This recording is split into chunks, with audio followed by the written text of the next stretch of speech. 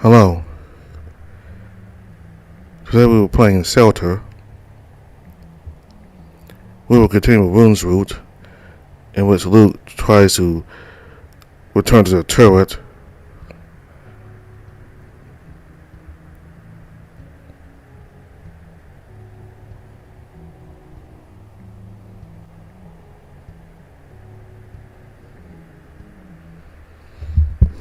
Come on. So what's wrong with you, turret?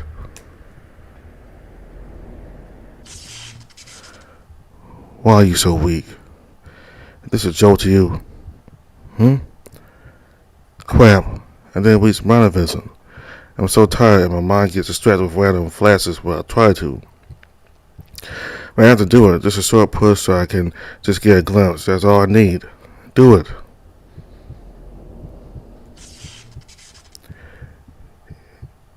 It does not matter if you don't remember.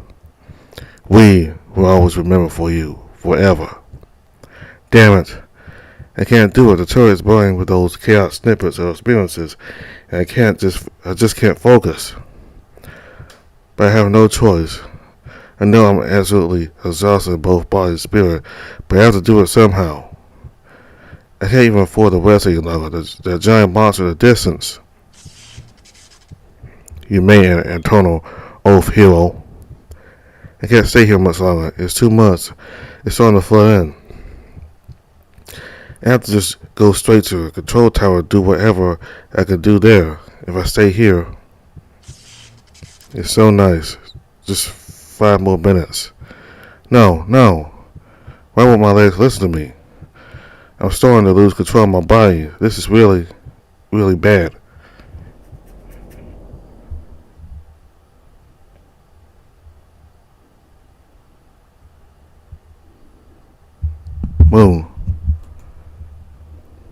Moon.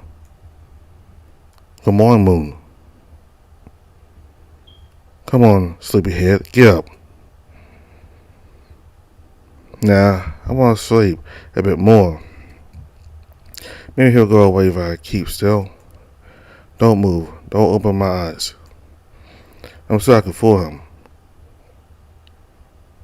Come on.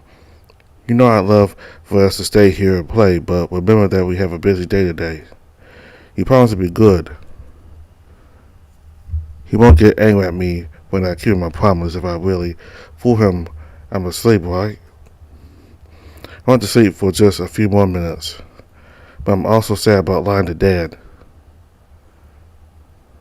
Oh well, I guess we'll need to tell all the guests who came from so far away to go back home instead because little Moon slept through his name day.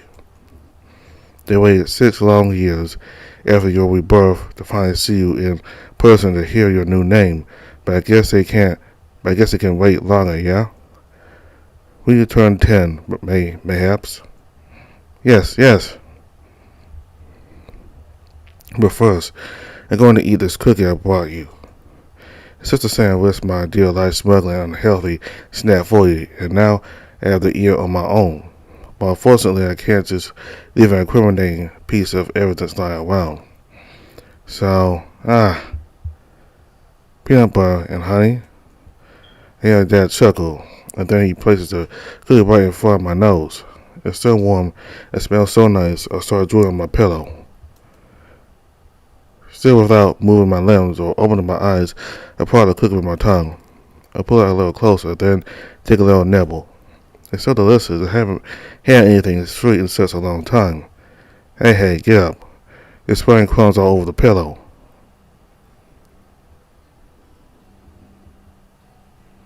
When I open my eyes, I see Dad sweeping the crumbs. He leans his rust fur head back and then throws the crumbs into his mouth. His long,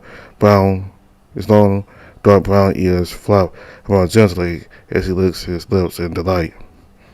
He holds my nibbled cookie between his fingers and he hands it to me only after I sit down. I get a couple pats on my head and the cookie is finally in my paws. Good boy.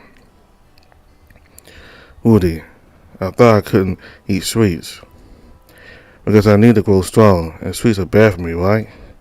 Yes, technically. But come on. How can a single cookie be bad for you? You're a puppy. Puppy's whole purpose is to be spoiled.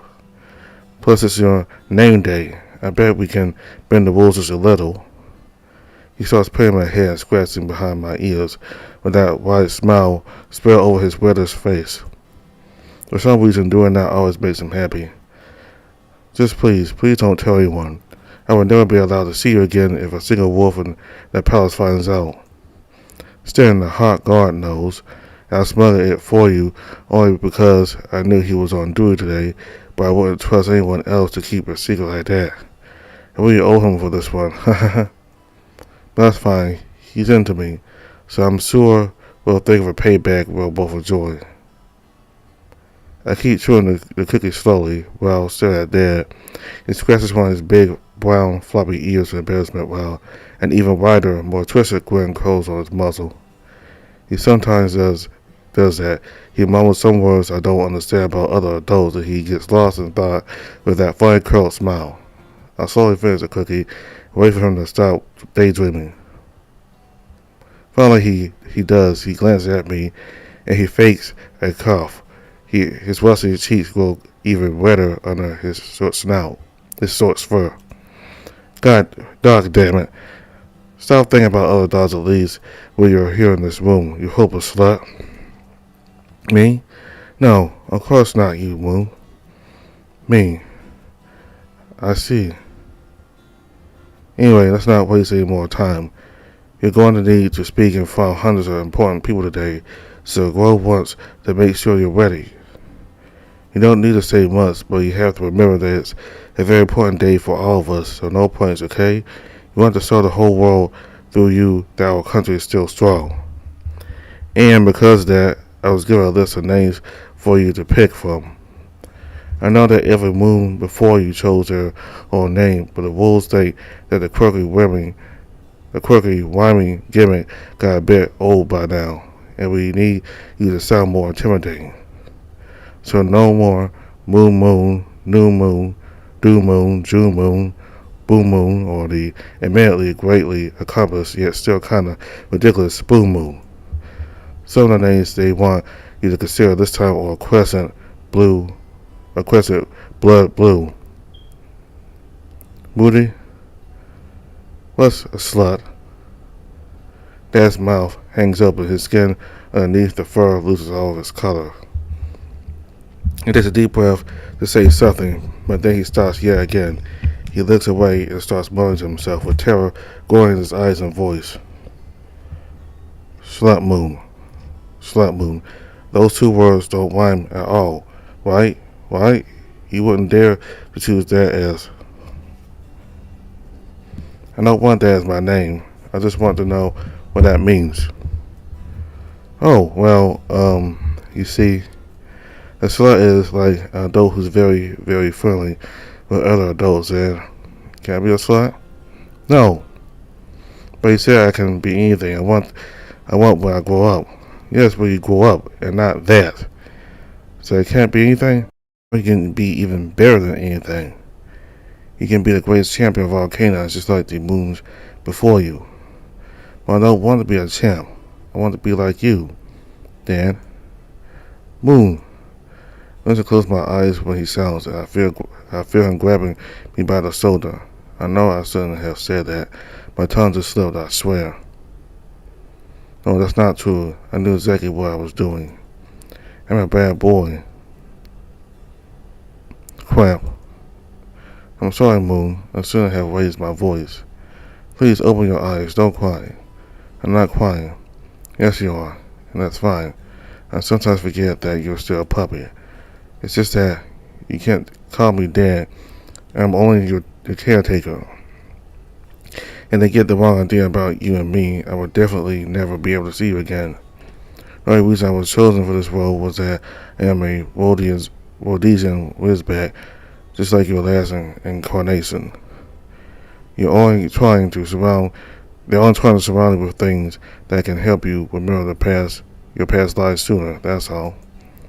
Everyone still remembers you as that giant, muscular, fearsome warrior. Even me, you saved me when I was still a wee young lad myself, you know? Yes, Will, you told me, but I don't remember any of that. I know you don't, but you will. Hopefully soon everyone's waiting for that. What if I never do? Huh? What if I don't want to?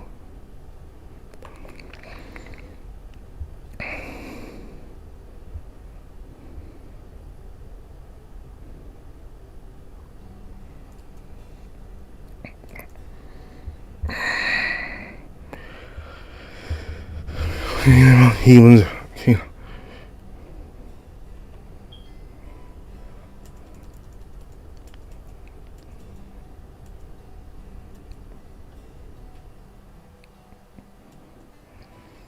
I can't be anything?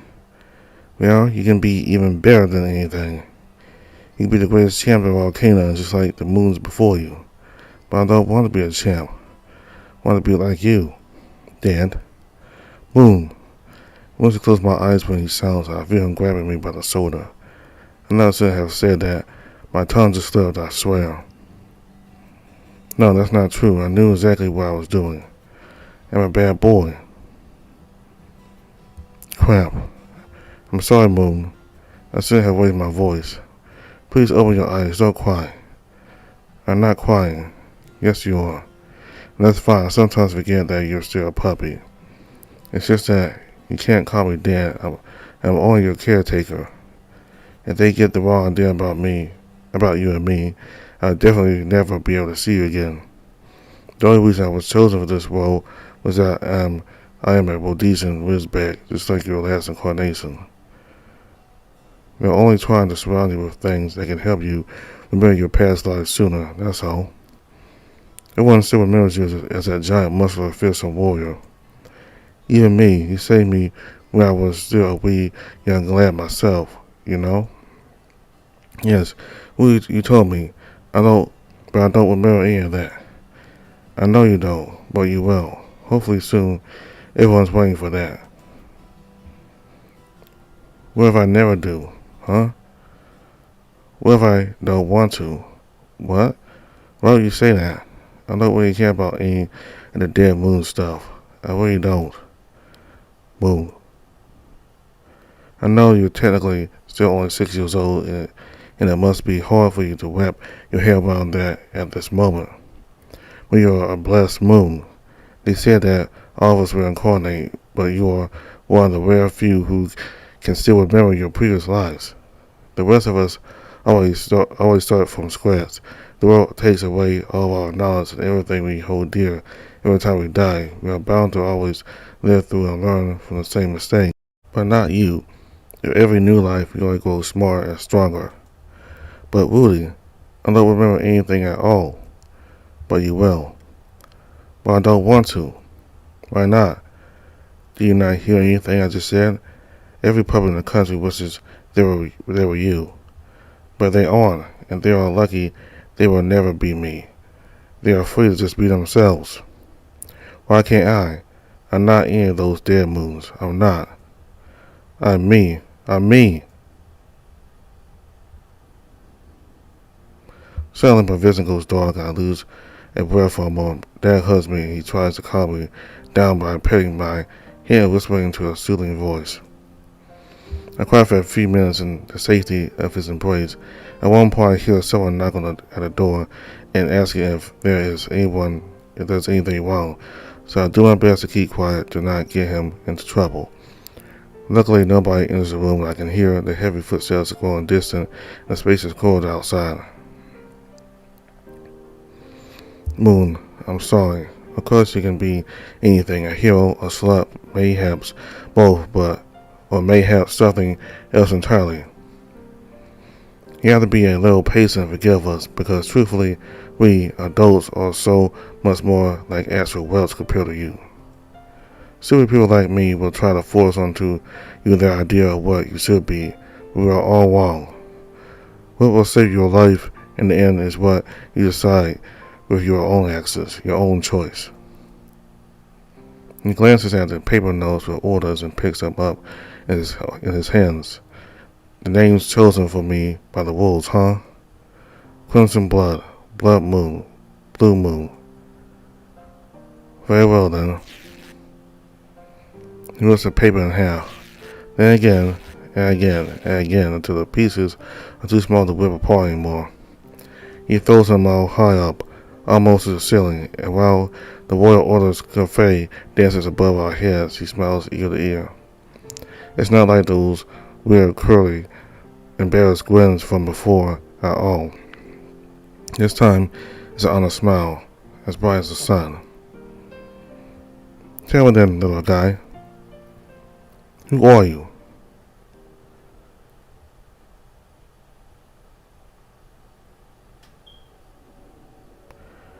A long, long time ago, when the world was still young and honest, there lived a certain young canine named Moon. With a mysterious ability to cross the barriers between countries, he set out into the lands untouched by canine paws. Wherever he went, he brought help to the people and made comrades along his way. Together they fought, celebrated, grieved, and grew. They opposed and stood victorious against the forces that threatened to devour everyone's future. Together they shattered the barriers and sowed the seeds of change in the hearts of people. Together they witnessed the birth of the new world. But strangely, beyond the final steps of their journey, after finally reaching their happy ending, doubt and sadness clutched onto Moon's heart.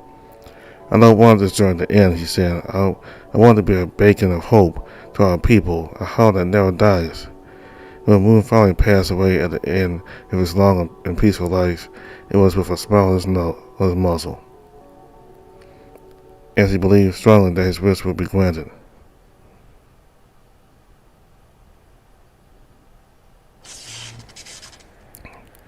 Moon. I sat at an elevation in the palace's balcony, staring down at the crowds gathered below. Everyone grew silent, awaiting the proclamation of my name, and the silence still lingered for long moments after that. No, that's not what. But then the crowds exploded in a cacophony of cheerful howls, barks, and shouts. Everyone's happy about the name I chose, and that makes my tail wag. This is the best day of my life. I looked behind me at the royal wolves and servants gathered at the balcony with me. Most of them looked perplexed or angry. General Gunner, the armor-clad German Shepherd, most of all. Only Dad winks at me, and he smiles with pride. You were given a list. My deepest apologies, sir. I presented him with all the names, yet I had no control over which one he would choose in the end. Mayhaps this is a good sign. The will of the old moons is awakening within him already. Not at all. The truth is that I chose this name only because I knew they wouldn't want me to. My tail can't stop wagging. I feel like I'm in on a great plank with Dad on the wolves right now. Don't you try to make a fool out of me, slave. I can feel and smell your lie like a fresh fart. Mayhaps it's out of nervousness just like a fart sometimes is. It is an important day to our whole nation. I would never dare to. You're trying to lie to a general with mastery and empathy, you impotent mongrel. I will have you skinned for. No, don't. I'm sorry, it was all my idea, Rudy. Rudy didn't know. I suddenly feel dry in my throat, seeing the general balling his teeth and growling, glancing between me and Dad. Now Dad's going to get punished for something I did. What should I do? Oh no. It's fine. The pack is happy. It is a good name. I'll look at the center of our group, at the royal throne, meticulously crafted from countless pieces of pitch black monster ivory and red crystals. On the throne, contrasting sharply with the black and red, sits a beautiful white wolf. His striking eyes glimmer with even more color and sharpness than the gems encrusted around him. He is not much older than me, and there is that aura of unquestionable power and authority in his very presence. Of course, forgive me for stepping out of the line. Let us rejoice on the awakening of Real Moon, the new hope of all canines. The warriors on the balcony cheer, and the crowds below us echo even louder. The smile doesn't leave the general's face through the whole long chain of joyful cries. And if the well of the old moons is always emerging from him so strongly that he would be inspired with such a fitting name. May I beg you to bestow your world gaze onto him as well, and let me finally commence his training. No, he's too young. If he is capable of expressing disobedience, then he is ready. The country needs its new moon. Let me shape him into a sharper sword in the history of our nation.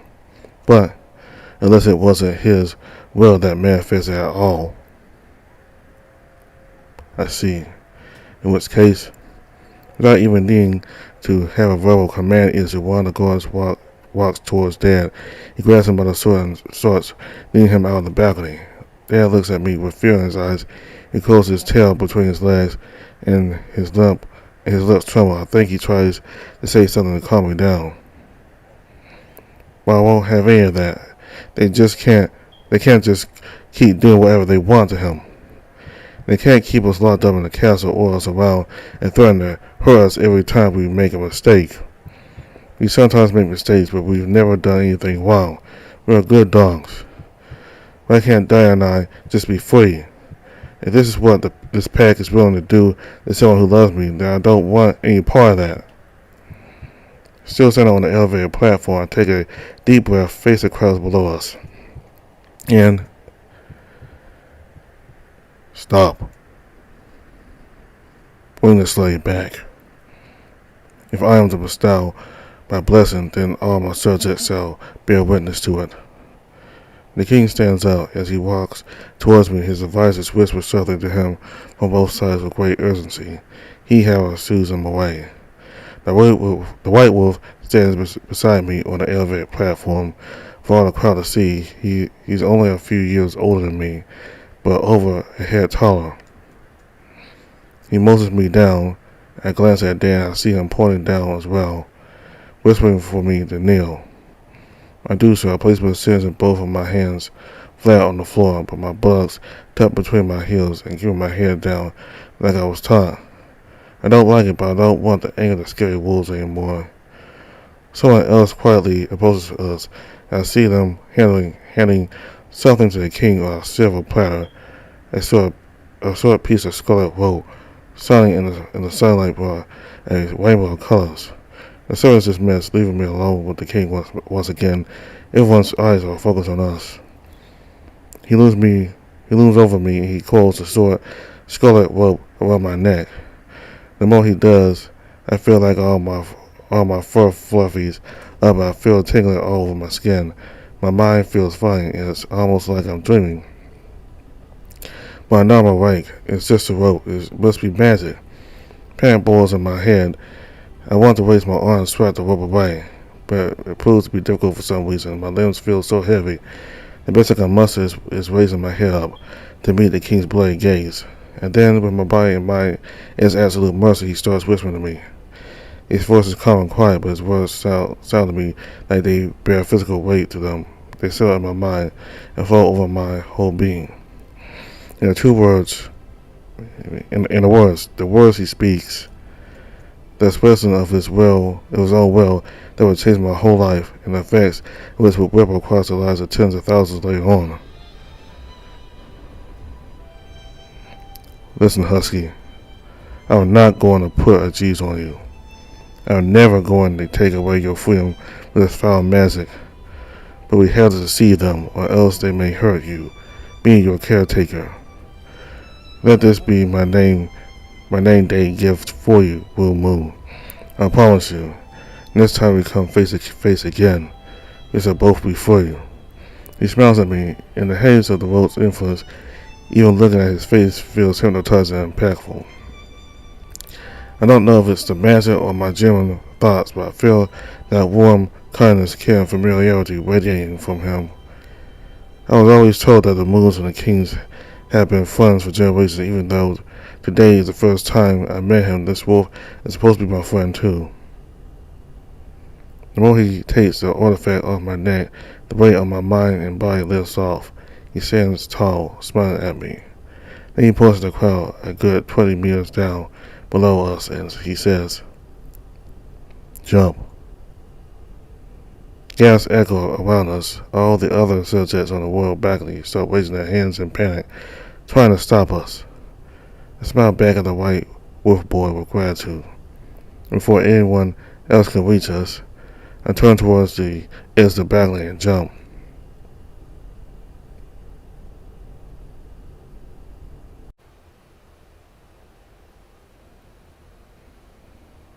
A long, long time ago, when great changes shook the world and its people entered the era of new freedom, there lived a certain young German shepherd dog named Rune. Born with a burning wanderlust in his heart, he set off into the world's foreign lands, seeking adventure. What he lacked in strength, he made up with resilience, enthusiasm, and his way with words. During his journey, he befriended a brigade of awe-inspiring yet troubled souls from across all countries, and they traveled together with aligned goals. Over the years of their eventful journey, Rune helped his friends the best way he could. Singing songs and bearing their hearts for each other, they grew closer and stronger. But there comes a time when words are not enough, when one must grit his teeth and face adversity head-on with claws and fangs if need be. During one such dire fight with the survival of his love at stake, Rune put his own life on the line and called upon powers he didn't even know lay dormant inside him. With overwhelming force, he laid his enemies to waste and saved the lives of the people he cared about. Everyone rejoiced as with Rune's newfound might by his side, they gained a hope to save much more. However, they soon learned the price of such a miracle. The Rune they knew was no more. By regaining the power and memories of his previous life, he became a new person altogether. He called himself New Moon. They still continued their journey together, putting smiles on the faces of people across all 6 countries. Together they saved the world. And once all was said and done, they reached their hard-earned happy ending. New Moon's peregrination finally came to its conclusion too. He made that unabashedly clear when he abandoned all of his magic gear and he left all those close to him without a farewell, with only his treasured loot on his back. Trapped down and confronted, he refused to answer at first. They asked him if he regretted the events that they lived through together, and he thought that helping everyone was pointless.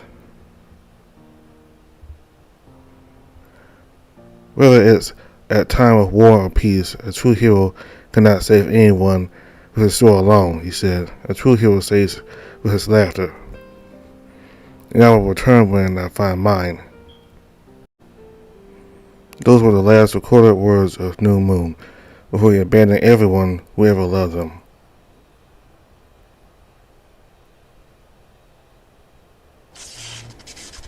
Stand up. Stand up. Gunner, my teacher, serves me with his foot, making me stumble and fall into the dusty training grounds once again. Everything hurts me. I don't even have the strength to hold my training sword properly, let alone stand back up on my feet to face him again. I feel so guilty about being so weak and pathetic. I've been in training for multiple months already.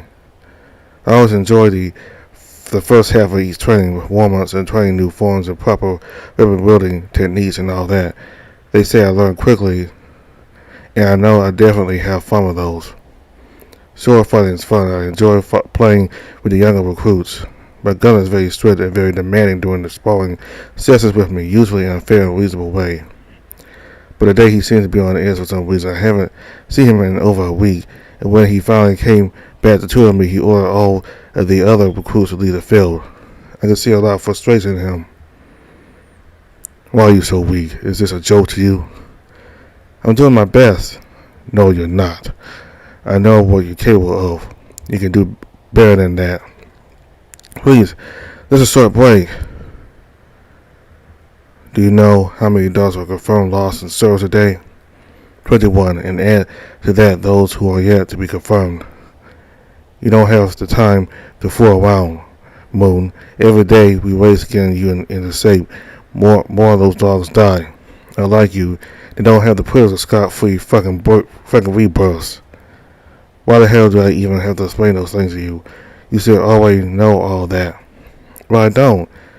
Everyone expects me to know all those things, but I don't. I don't remember anything. Then I reached his hand out, grabbed me by the scruff of my neck, and lifted me off the ground. I dropped my training sword, desperately holding to his forearm to alleviate the pressure while my feet kicked helplessly high above the ground. Convenient, ain't it? It's just a famous husky selective hearing. Well, you weren't a husky that last time around, so that excuse won't pass. What about your promises? Do you forget those too? What about your promise to me? Tell me. Rudy, help me.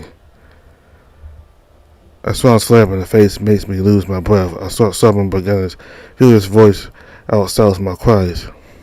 Do not ever dare to ask anyone for help. You are the hero.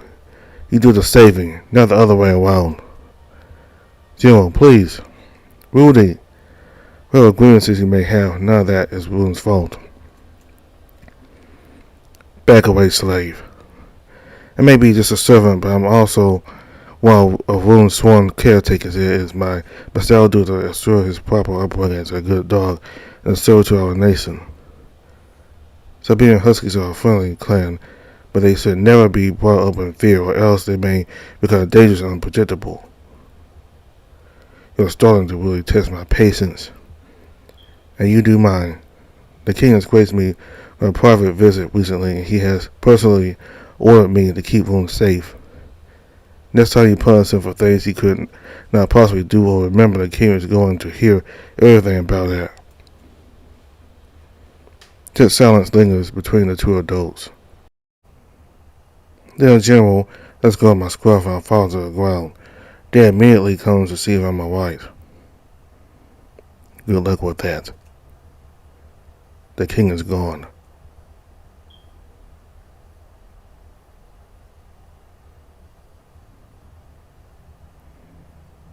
A long, long time ago, when the noble ideas behind the first organized kingdoms of the world became corrupted by the world conquest, there lived a certain young collie named Rune. He was but a foot soldier in the Royal Canine Army, and not a particularly impressive one at that. However, his heart was filled with too much determination to abandon his sworn duty. Despite his poor strength, skills, and magical affinities, he still dedicated his whole being to supporting those around him. Even as just a single, insignificant dog, he still dreamed of bringing peace between all nations once more, somehow, anything to protect his fellow canines.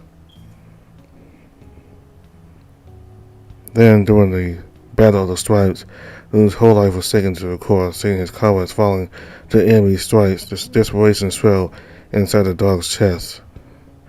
Their favorite crystals ablaze sprouted around him, and a legendary sword of the moon manifested in his hand. Single-handedly, he drove the enemy felines back to the borderlands. When the curse-weakened enemy forces were about to be devoured by the denizens of the borderlands, he slew the foul-corrupted creatures, allowing the cats to retreat to their own homeland. In the following months, the name of Doom Moon echoed through the whole world, and he became a canine icon in the forefront of the reformed politics of his kingdom. But Moon and Noon were legendary allies of all races, and it was believed that with the power of their reincarnated self, the world's peace was finally within reach. During the reunion with the king, whom he recognized as his close friend, Doom Moon prepared a gift, a relic of good faith, blessed by an oath that could help them find Moon again across the future generations. I cannot afford to stay passive any longer, he said. Together we can unite the people of the world once again. A gathering of all important leaders of all species was held near the center point of the world, with Doom Moon and other important heroes present for peacekeeping. Yet a terrible tragedy struck, and there are no known readable records left of what exactly occurred that day. An outbreak corrupts among several members of the being. Any and all details of their identities irretrievable, even to the wisest scholars. Those who weren't corrupted met their end of their lives that day. Doom Moon and the king died that day too. Confusion and thirst for vengeance spread among people, bringing some of the bloodiest 20 years in the history of all nations. In that new chaotic reality, the canines needed their hero back more than ever. They waited impatiently for his return, as they knew that when the new moon rose, he would bring hope and save everyone once again. Whether he liked it or not.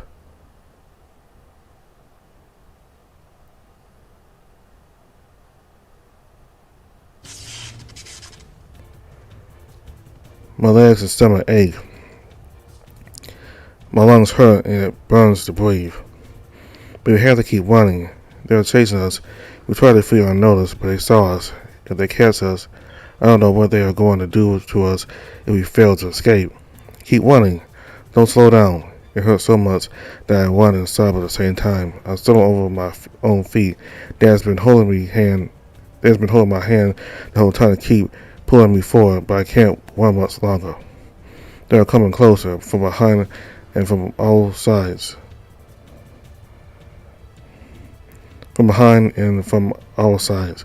Hop on my back. I do him. I embrace him from behind. He keeps running as fast as he can with my weight on his back. It's okay, Rune. I won't let them take you away. I won't let them hurt you ever again. Don't be afraid. But I know he is as scared as I am. As hard as he forces himself to keep moving forward, he is clearly starting to run out of breath too. The bars and sounds around us grow closer. Despite his reassurances, I'm scared. I know he must be scared too. He cries out in pain. We both fall into forest wet undergrowth. There's an arrow sticking out for one of his sins. I grab his hand and help him keep moving forward. But not long after that, I see the glimmers of eyes all around us. Take him. Two of the soldiers start approaching us. Dad keeps me close while hovering his trembling hand over the handle of a butcher's knife by his belt. Then he suddenly pulls me down and presses the knife's blade to my throat. Step away, now! The soldiers stop. They glance at Gunner with uncertainty. If he won't let him go free, I'll send him off to have another chance in his next life. Gunner starts approaching us slowly, but not carefully at all. There's no sign of fear or uncertainty in his steps. Dad shouts at him again. He presses the blade harder onto my neck, but Gunner doesn't stop. I know exactly why. I learned empathy only recently, but even I can clearly see through Dad's bluff. When Gunner is only 2 steps away from us, Dad points the dagger at him with a lightning fast kick as his wrist sends the knife flying into the nearby bushes. The other soldiers get to us, and they pull us far apart. I'm being held tight by a giant armor-clad dog, unable to break free. I watch Gunner unsealing his sword, but standing over Dan, he points the tip of the blade at his throat. No, don't, please. I'll do anything you want, just don't hurt him. Let me go, banish him. Banishment isn't enough for a crime like this, Moon. We committed no crime, we only wanted to be free. And abandon your sworn duty. Moon swore nothing. He isn't who you take him for, he is his own person. And even the moons themselves never became great by being forced and punished. Their greatness always came from their freedom. You are just a palace slave who knows nothing about the world outside. You do not know what you're talking about. And you are stuck in an endless battle that Rune has nothing to do with. What kind of hollow hope do you want to instill in people while using someone who's never going to learn true safety himself in the first place? If you don't let him go, I'd rather take that knife and do what Dad couldn't follow through, rather than serve you. Dan, huh?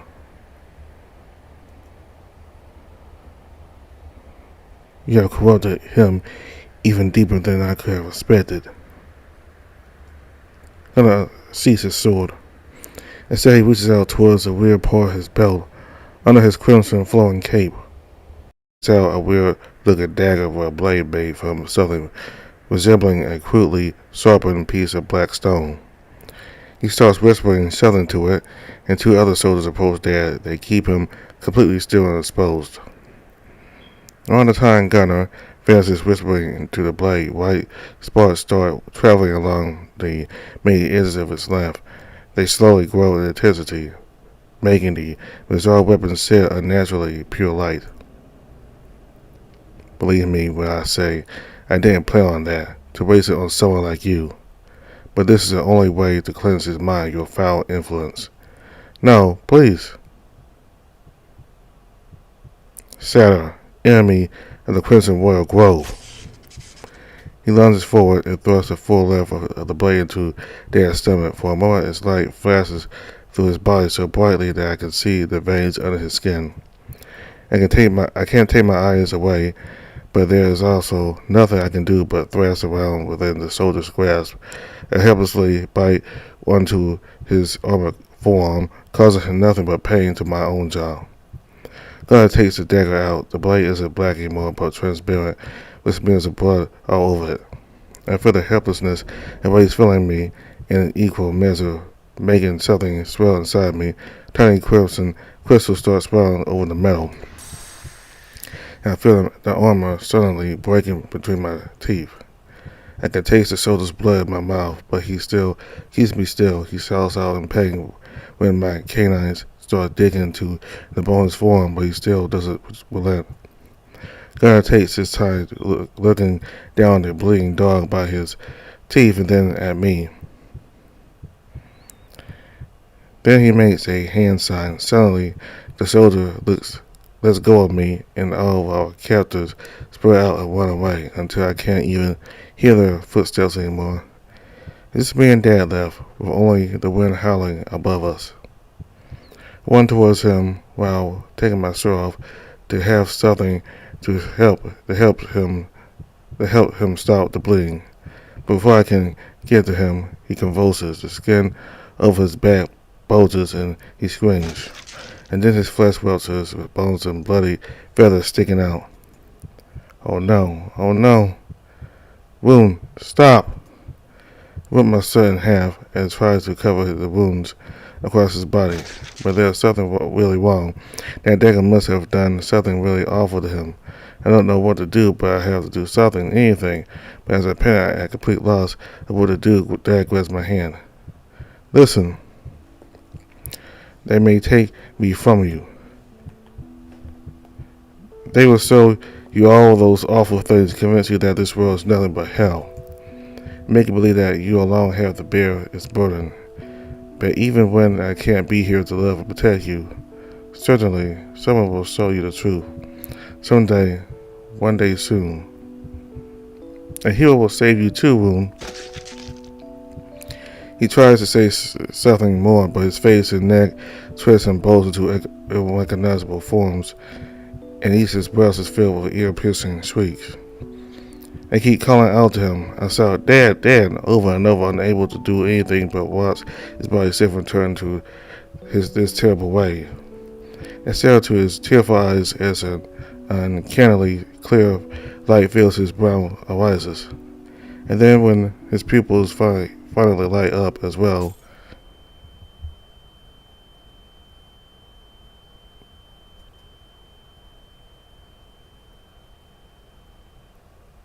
I'm going to die. I didn't expect a monster here. I'm still so close to the palace. How could there be a monster in the capital forest? That's impossible. My whole body feels like paralyzed. Faced against that nightmarish creature rolling over me, I can't even move my limbs. Even my own mind doesn't feel like it belongs to me. Tears run down my cheeks as I cry out, Dan! Suddenly the monster turns its head away. A split second later, a big armored canine shoulder cleaves the creature's head clinging off its neck. My already overwhelmed mind gets bloated with even more fear and sorrow as it watches the beheaded body still clawing over the ground, and the head itself opens and closes its beak as if still trying to breathe. General the gunner stands over the head. It takes him a long moment to watch in fascination. He finally splits the skull into a dozen chunks with his sword. At last, the monster finally starts moving. I'm crying. I bow at the top of my lungs uncontrollably. I can't even tell exactly why I'm crying so hard. Out of fear? Or out of guilt because I tried to escape the perils on my own? Why did I even come up with a dumb idea like that? What kind of completely idiotic impulse pushed me to just leave and run to the forest all alone? What is wrong with me? Rune, did you just call me dead? Did I? Yes, I remember I did. Was I really that panicked? I have never called anyone that. Why did I do that? Why does this world feel so comforting? Rune, do not do that again. Neither running away nor using that word to me or anyone. Neither you nor I have the privilege of being like those canines from your storybooks, having our own lives. No, we are but loyal guard dogs of the Crimson Royal Grove. We exist to serve and protect, so other people can have a chance to have their care for your lives. Now that you have tasted the danger of the outside world, I hope you understand. You have to be strong, so no more helpless puppies like you have to face trauma like you just did. He brings his hand to my muzzle and he breaks off a small piece of a crimson sun crystal that was apparently stuck to my fur. Where did it come from?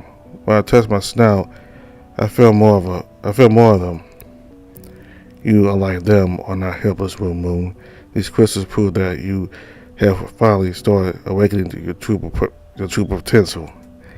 Dad picks me up in his arms and we start walking towards a small group of soldiers that apparently came with him to save me. I can see the glow of the palace lights far in the distance. You will have to be punished. Yes, and you will never disobey me during your training ever again. Understood?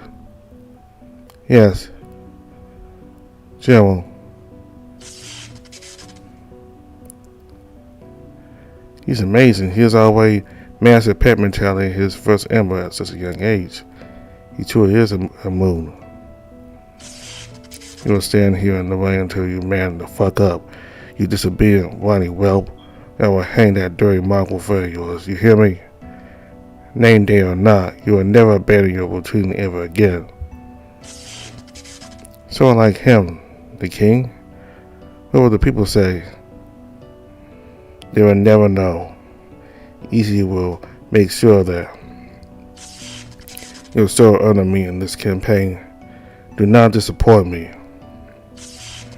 Blood, someone's blood. Why can't we just talk?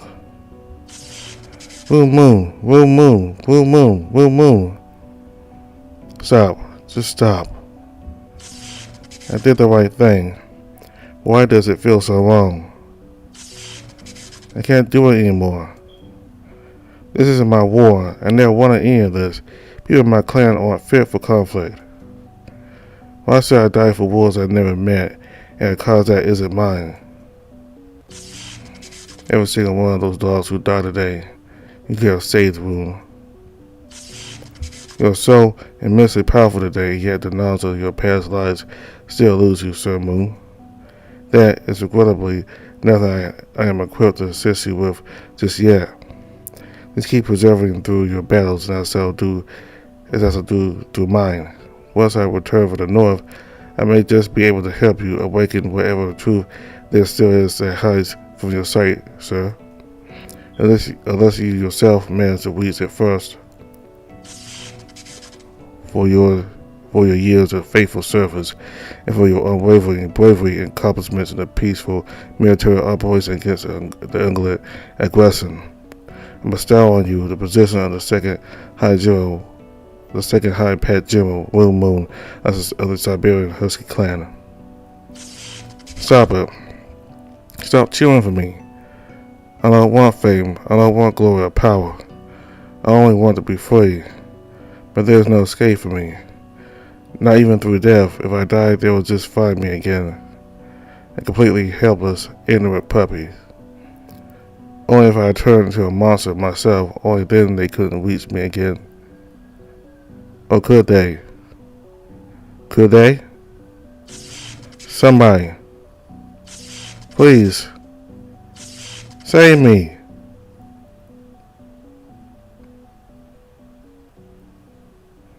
Stand up. Stand up. I know you're stronger than that. Please stand up, Luke.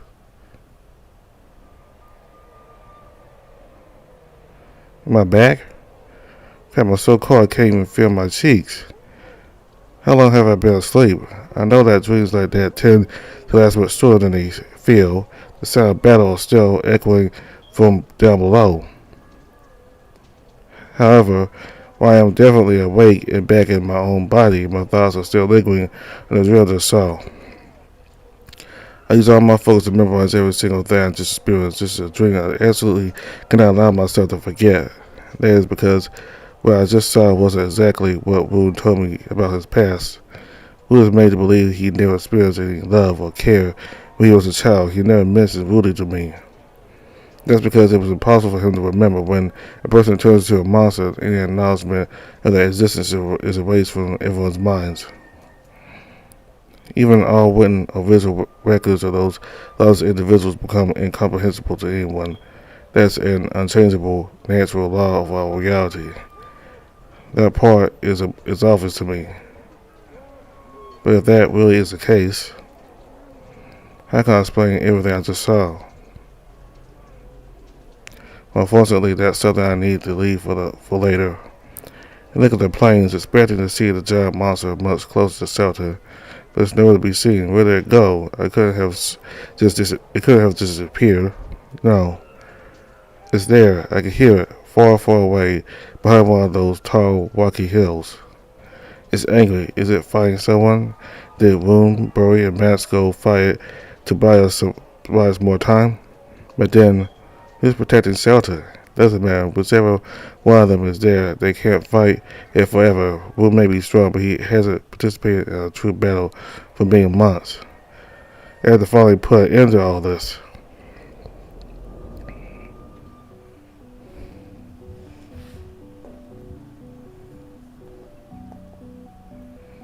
And get no more flashes of memories while reactions were going through the turret just a moment ago. They all have subsided by now. I can think and see clearly again. There's certainly something going on in the turrets and this system is active, but for some reason the cell doesn't suit out. It only buzzes inside and the ends are exploding. We definitely don't want that to happen.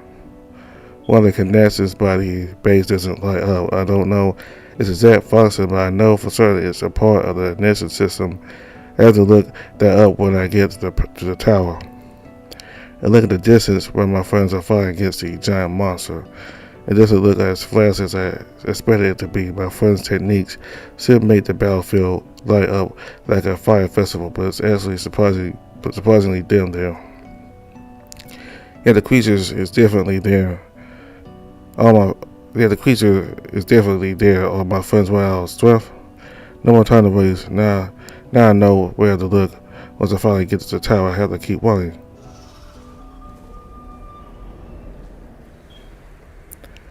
What is that? Monsters here? The turret isn't spewing that wildly burning mana anymore, so it's not going to keep them away anymore.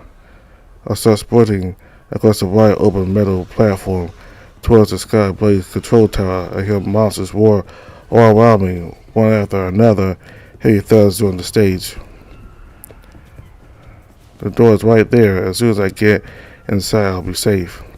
Just one. The rhythmic thuds from the four sides of the cell are getting closer. The more of them join in. If I'm too slow, no, I can get there before them. Run as fast as your legs can take you, Luke. Run for your life. Yeah, I do. I feel like liquid fire is filling my veins and muscles. For the moment, I don't feel tired. I don't feel the ache in my muscles. I know I will suffer in the hours to come. But right now, I put my hand under my coat and take out a small white car. I'm right at the foot of the tower. Who's going to get to the door first, the monster or me?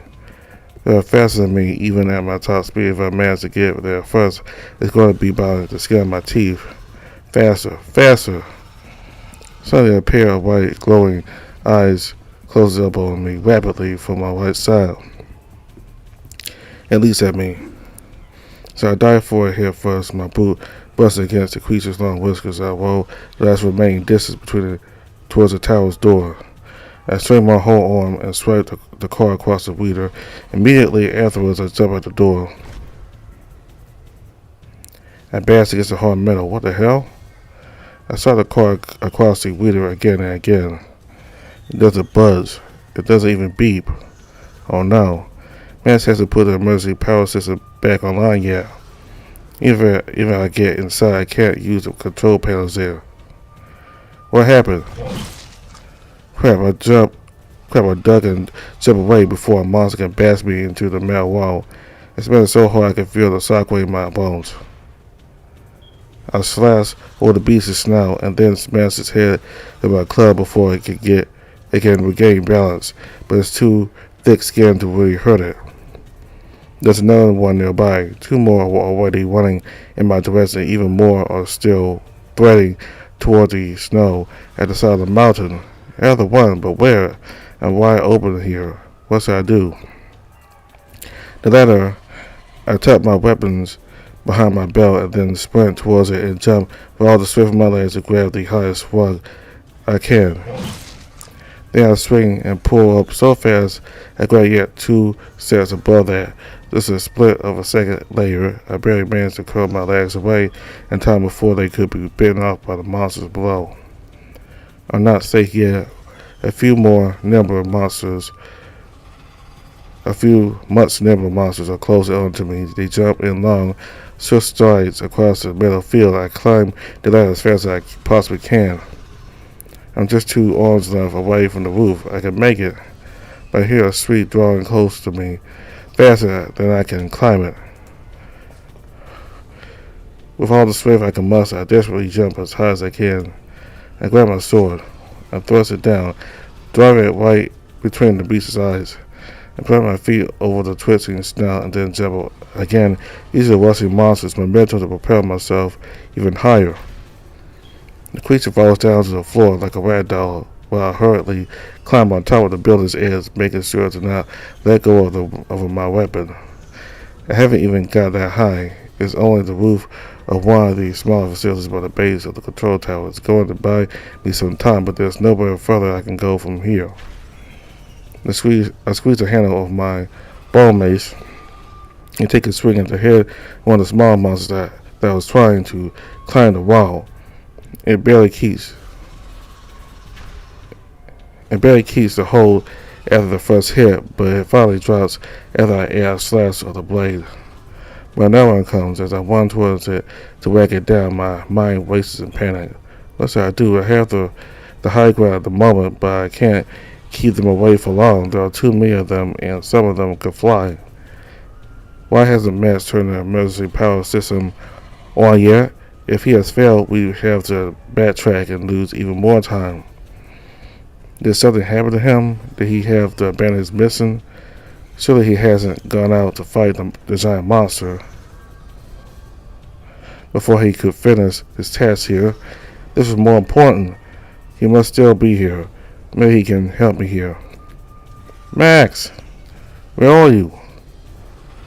I smacked the monster down, but I already see the previous one climbing back up. He's got a friend. Moreover, I can hear scratching noises behind the opposite end of the roof. I want to embody tackle the beast right after it places his third paw onto the roof. I push it off the ledge and I barely manage to avoid getting my hair chopped. Half my hood gets pierced by the monster's long teeth, threatening to pull me down with it. I cut the fabric with my blade to free myself and then kick the tumbling creature off the edge. I can't keep doing this. They're all perfectly fine. They will keep climbing. After being put They have to be put down, but it's not something I can do on my own, or even grounds. I could fight against maybe one of them, but for a whole group, I need someone stronger. I need. Boy, help me! He wasn't at the gardens like we asked him to, but I know it's still a bit stressed to expect him to be around here to hear me. Whatever he's doing right now, it must be something very important. He's not going to come. I have to keep my ground here for as long as I can. Behind me, a monster is already on the roof. It throws at me. Behind it, I can see yet two more pairs of claw paws reaching for the ledge. There's a charge of feline monitor in the air. What can I do with it? Try to make a hole in the roof and hide inside? I don't have the time for that. The monster leaps at me, and I jump away in a hurry to try to swing my mace at it, but it only swooshes through the air. I twist mid-air and slice across its abdomen, making it screech in pain and falls to the floor, but still alive. That string of my mace strikes the spike through the top of its wrinkled snout. I keep those snapping teeth away from me when I dodge to the side and drive my blade into his neck. It barely budges. I won't be able to push it off the ledge. I have to kill it somehow. Can I cast an ember with the mana available in the air? Could I even pull off activating magic of their intensity right now? Hearing the sword in the guard's burly neck, just starts a mace out of the monster's snout and swinging at the shadow falling at me from the sky. I hit the white flare snout of that winged bastard. At the belly avoiding its claws, I swing the blood-loot sword right at its shoulder, cleaving the whole wing off in a single cut. The monster falls and flails on the floor in pain and blind madness. There are still more of them for me to worry about, but I already have a follow-up plan. As I hope they release my avian mana. That's good. I absorb it along with the feline mana and burn them both at the same time. My wildly augmented reflexes allow me to avoid claws and fangs of three different monsters. I'm surrounded by now. I have a way out. With the full strength of my legs, I jump and fall. Damn it! I wasn't able to activate the avian mana's ability in time. A giant bony hand swiftly shoots in my direction. The long fingers wrap around my arms and chest. I get crushed so hard I can hear my joints popping. No, get out, now! Chain breaker. I push hard with my shoulders, weakening the grip around me when the combined wild aspects of dependence release granted by the two foreign monsters burning inside me. I slip out and duck, but just before another monster could bite my head off. Finally, coated in the gravity-defying power of avian mana, I leap forward. The monsters try to claw and bite me, but they are too slow. I see another one standing in my path. I make a front flip and kick myself up to the sky. I flee from a group of monsters on the roof, but I know nowhere is truly safe. They are everywhere. The surface of shelter is all littered with them right now, and I can still see the dogs on the ground floor struggling with more. I can't float for long. Even here in the air, it's not much better. I see 5 or 6 flying shadows swooping at me. I twist my body and roundhouse kick the first one in its long neck, putting all of the feline mana inside me into that strike. Its weakening power makes the monster tense up and starts to fall. I grab onto its wing and get dragged down as well, escaping the claws of another beast. It started to get even more dangerous here than on the ground.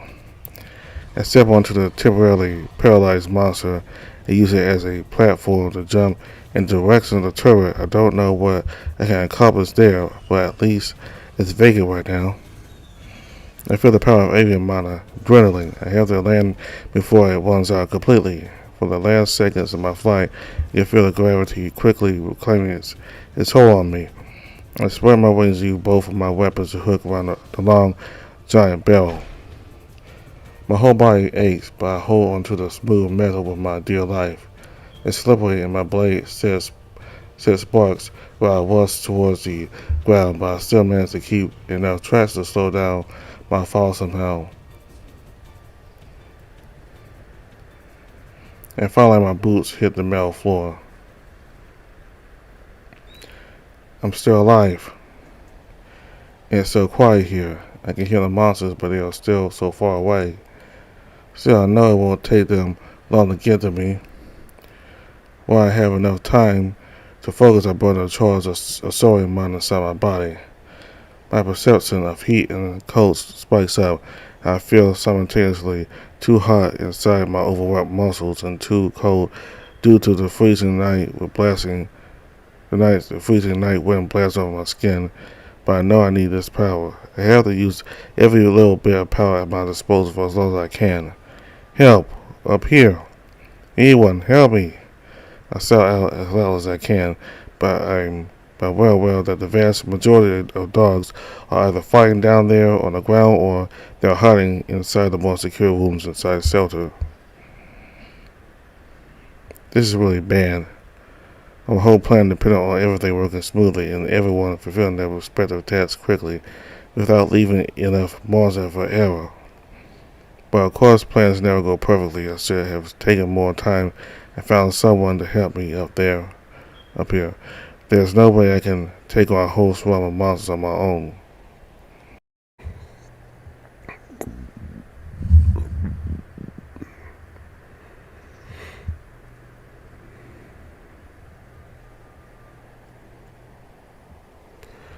But what other choice do I have now? Look at the edge of the shelter. No escaping from me there. If I fall from that height, that will be a certain death for me. I'm choosing between a death from falling or a death from the monsters. I take a deep breath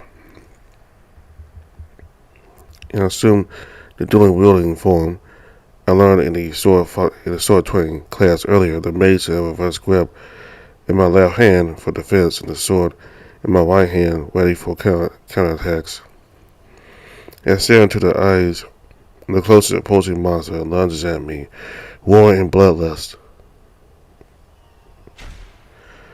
I was at it and swinging the left of my mace right at the underside of its drooling maw, instantly following up with a slash at its throat.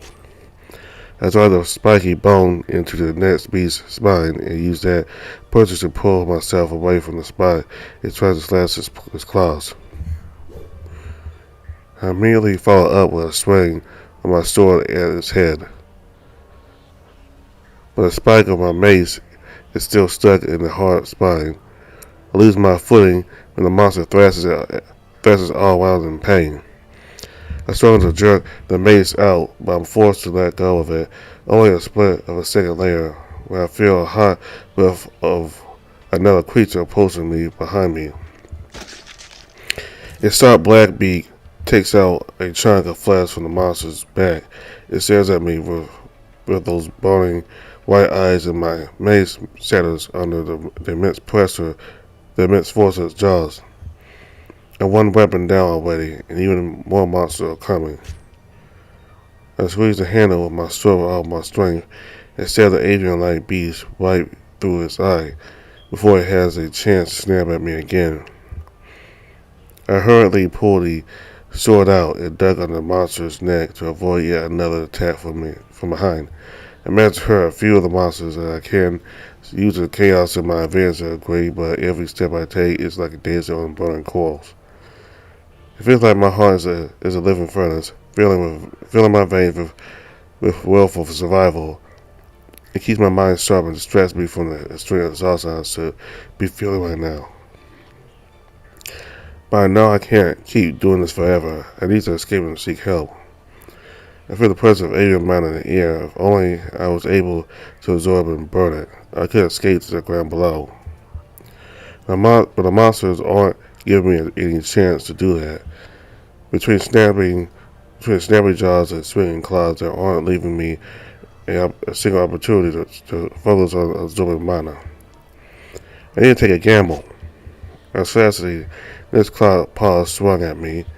This time I don't back away. This time I lunge on top of the furry, so to climb on top of the creature. If using its body as a cover can give me only a moment to focus and absorb that charge of alien immediately. Suddenly, one of the flying monsters bashes at me with the full force of its heavy body. It grabs onto me with its loud claws, and all the other creatures' white eyes become a blur to me. With a shout of desperation, I swing my weapon forward, anticipating a bite. Instead, it swings its whole body and tosses me across the field.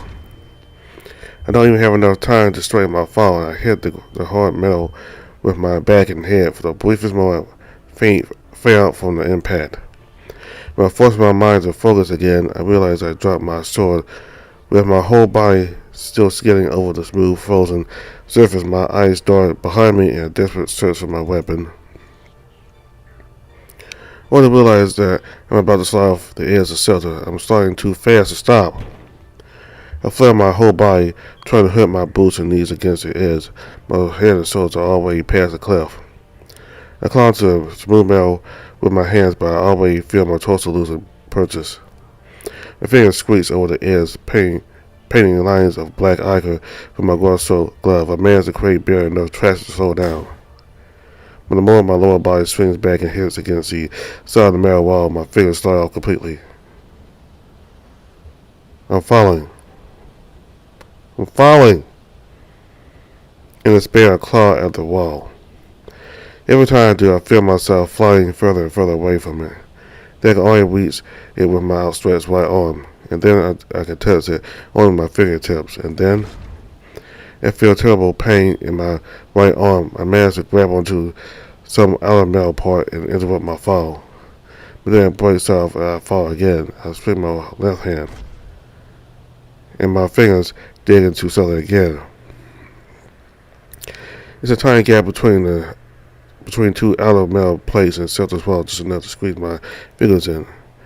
I hold my legs over the wall, searching for any sort of purchase for my boots.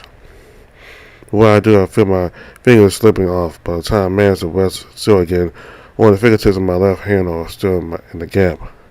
My right arm hurts too much to even lift, and even if I didn't, I fear I would slip off completely if I moved my body the wrong way.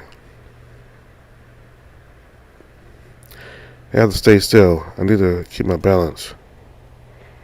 No sudden movements, or I'll fall again. I slip. As I fall, I hear a roar over my head, and one of the flying monsters bashed against the spot in the wall I was at just a moment ago. Even through the whistling noise of the wind, I can still hear the flapping wings of more of them diving at me. Even if the fall doesn't kill me outright, they will still drop on me and finish me off, right? Unless they get to me before I even fall, they are catching up so fast without a weapon that is going to be a certain death for me too. And did everything I could. I clung to life to my last breath. It feels so cruel and unfair that these feelings of dread and helplessness are going to be what steals my last conscious moments in this world. As I stare into those white, glowing monster eyes in front of me, only a heartbeat away from splattering against the rocks below, I wonder, am I going to be reborn one day too? Even if I won't remember my current life, will you still remember me? If one of your many future lives? In one of your many future lives? If you do, please, find me, so we can save each other again. I'm sorry. Rune. Suddenly, a glowing relic longsword flies through the space between me and the monsters, leaving a swirling barrier of simmering light as it cuts through the air. The beasts impale themselves on the edge of the barrier, and all of them get split in half. Then I feel a heavy impact, but not from below. From my side. I still keep flying. Healing a rock hard furry embrace. Oh, mate. What's up? Nothing much. Just dropping by. You should have let me know sooner. I barely made it in time. You dropped it, by the way. He hands me my short sword. This guy's a blaze gift for me. I don't even have enough time to thank him when I suddenly need to duck my head. I closely avoid being cut by the return of Rune's sword. He catches the handle in his jaw. We both drop down to the ground, skidding for a good 50 meters before finally stopping. Rune wags his tail, exhilarated. I saved a whole bunch of dogs, you know. I'm gonna be drowning in dicks and asses tomorrow. Good boy. Yeah, I see you've been having fun too. I can smell you pulled a lot of monsters for your new toy. Yeah, but it wasn't as fun without you. Nah. How about a second round then? Rune jumps a couple meters over the ground, then floats upside down in the avian anti-gravity state. I love it when he acts like a dumbass. I was going to burn a charge of avian monitor too. Before I can even fully settle into my magic amplified avian senses, Rune crosses his arms, and then with a loud bark, releases a charge of his own mana into the air too. You really are going out. We really are going all out, huh? Good. I claim the canine mana and then let it settle comfortably inside my body, wondering if Rune is going to make an innuendo out of that or not. He doesn't, at least not yet. He's clearly too thrilled about the prospect of playing with me again to think about anything else. He lands back on his feet with joyful excitement and anticipation burning in his eye. And then we shoot up high into the skies. I chased my journey from America, but this time without fear, and not alone. As we fly past Zelda's edge and watch the monsters still swarming on the top deck, my heart doesn't tremble with desperation for survival anymore. He beats with as much joy as his. Usually, pet mentality would have been a very challenging and straining process to me, especially because of how I felt about life among the dogs of Zelda recently. Canine powers come from the interpersonal relations, the ability of connecting and mutual understanding between people. I felt so alone among so many friends, and that hindered my affinity to the canines. Right now, those thoughts feel so distant and significant. If I had the whole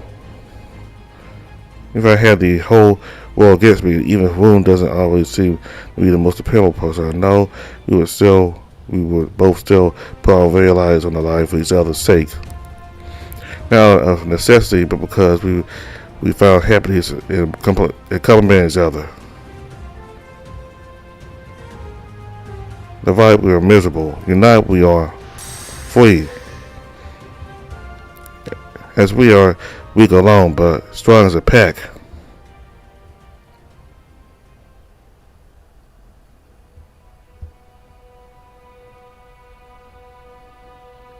Shelter was being overwhelmed by the monsters.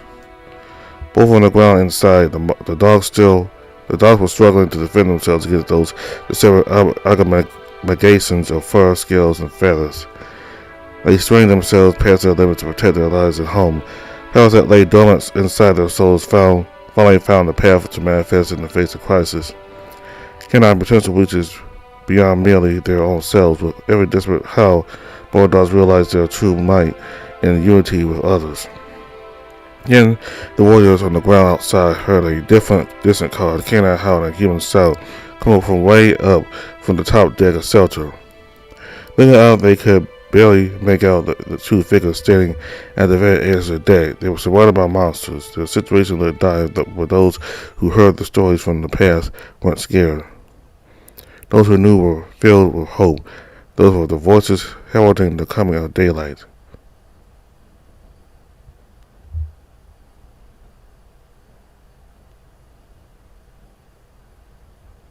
The monsters swarmed the top deck of shelter, yet more of them were constantly coming from the towering mountain. There didn't seem to be any prey in that area.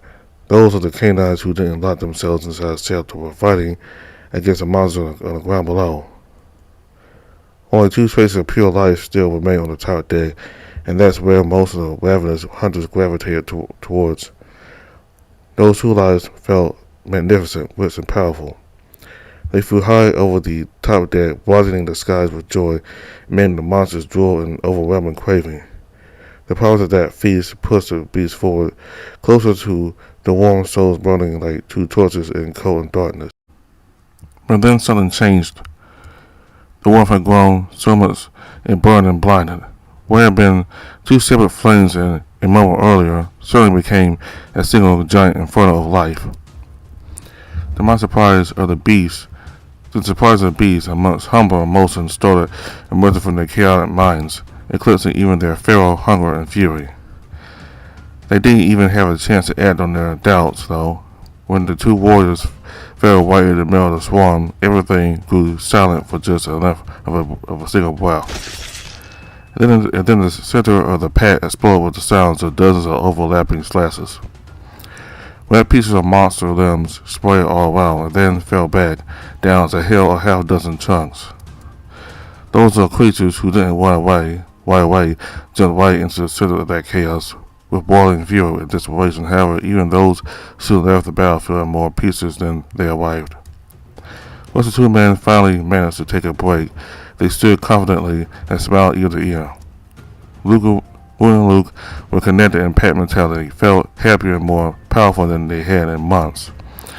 As for the monsters, it truly is a rare sight to see those immortal beings cowering in fear. Some of those who had ears kept them splayed and submissive.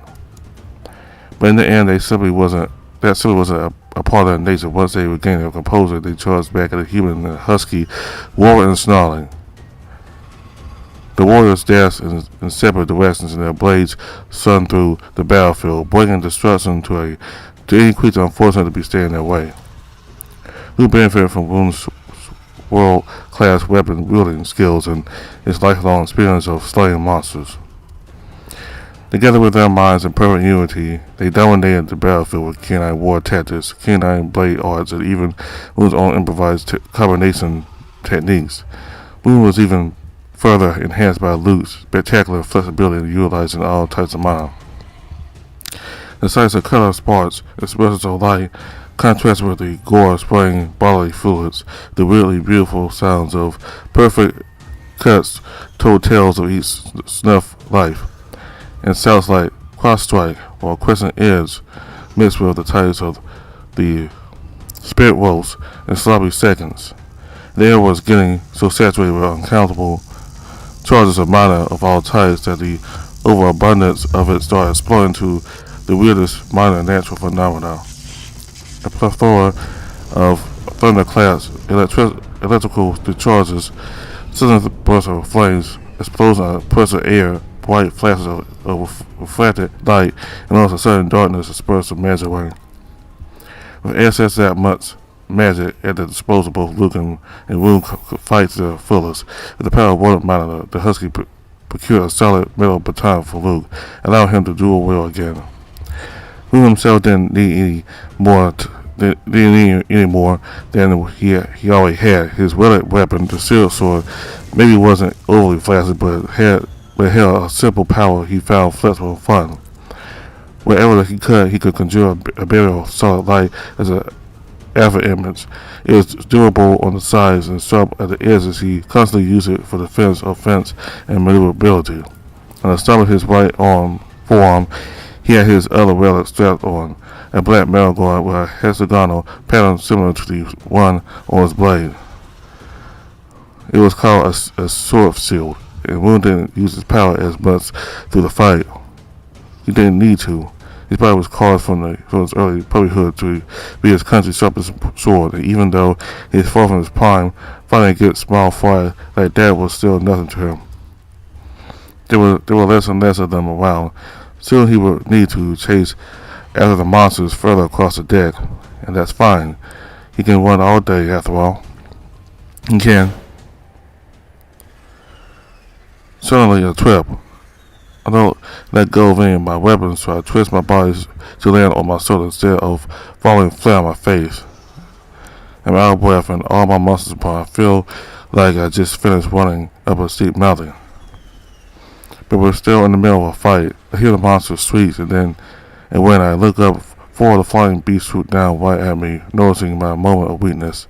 I'm too weak to do anything, and between my sallow, ragged breasts, I can't even muster enough breath to call for help. But then, a second before they can get to me, Rune swoops in between the four monsters midair with the tip of his blade, letting out glowing magical sparks. Golden, sour. Rune flips and twists, and a sound of near simultaneous fourth slashes rings through my ears, followed by a sudden brightness of the golden sparks spewing out of the blade with each slash. What was four monsters just a moment ago?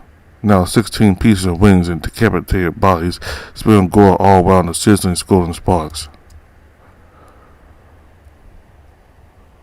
Rune lands by my side, and with a single slash he conjures a barrier cover to protect me from the falling blood and chunks of flesh. Thanks, sorry I went out of breath. It's okay, mate. We took care of so many of them already. Yeah, we should be able to get back to the control tower easily. Oh, do you want to finish already? Just 5 more minutes. No room. 4.5? Please, Luke. Sorry, we have to hurry. We had our fun. Who minds? I promise I'll make it up to you somehow after all this is over. If you want to slay monsters with me, we can go out into the tundras one day, and... No way. You know I can't leave Zelda, mate. Yeah, I shouldn't leave Zelda either, but we can figure it out. They can manage on their own for just one day. No, I mean, I literally can't, Literally can't what? Well, I mean, leave? Look, remember that one time when I came back from the capital and I said that I managed to haggle out our limited autonomy from the wolves? Actually, suddenly he makes a backflip and decapitates a naked monster with long claws that was trying to sneak up on him. He follows up by thrusting his sword over my head, piercing the head of a flying creature 10 meters above me. The monster slams at the floor just in front of Rune, and the hussy retrieves his sword. You know, mate, maybe this isn't the best time for that. I squint my eyes, staring at a hole in his head. He doesn't look at me, but I know very well he feels my stare on him. He grumbles. Crap, that's awkward. I'm so sure I told you at one point. Well, listen, mate. Rune takes a deep breath, weighing his words. Then his ears twist and he stares at me with his eyes wide open. Listen, what? Then I can finally hear it. Flapping wings, but it's very, very high above, over the mountains. Something huge is approaching us. Crap, this one's gonna be a bit tricky. You have to get me to control tower quickly. We need to shoot the turret and scare them all off. Roger that. Rune tugs me under his arm, dashes over the cold metal floor towards the entrance of the control tower, dodging the leftover monsters' attacks. As we get closer, praying in our minds for the emergency power that to have been turned on by Max already. We hear a terrible roar from the huge flying monsters, and the other creatures turn their heads towards it. We do too. The towering dragon-like creature lands right on top of the elevated platform where the turret lets out a deafening roar. Then bites the turret's metal barrel. We're filled with fear and disbelief, seeing all the monsters suddenly switching their blood thirst from us and at the turret instead. The thick metal doesn't yield, but a sharp squeaking hits us with panic and uncertainty. If they manage to damage the turret, that's going to be the end of us. Rune, I know. Rune lets go of me and then backflips over my head. With a few quick slashes all around me, he conjures a barricade for my protection. He lands on top of it and then dashes right at the monster, assaulting the sky's blaze turret. I kneel down heavily, and trying my best to keep myself together after the past 10 minutes of non-stop fighting. It feels like the exhilaration from Rune's company is the only thing that kept me from passing out all this time. I'm filled with excitement and pride, watching him dash between the monsters, closer to the huge winged one gnawing at the metal barrel. At one time, I swear I can hear something cracking and breaking. The throat and the underbelly of the dragon-like monster starts glowing, and red and blue sparks spew from the corners of his mouth. It sits rises without even taking a glance at Rune. It whips its thick, spiky tail right at him. Rune doesn't use his seal sword this time. Instead, he blocks the incoming tail slam with a dark metal shield attached to his white form. The massive tail swoosing through the air with the momentum of a falling avalanche. Just a moment ago, inexplicably comes to a abrupt halt the moment it touches the shield.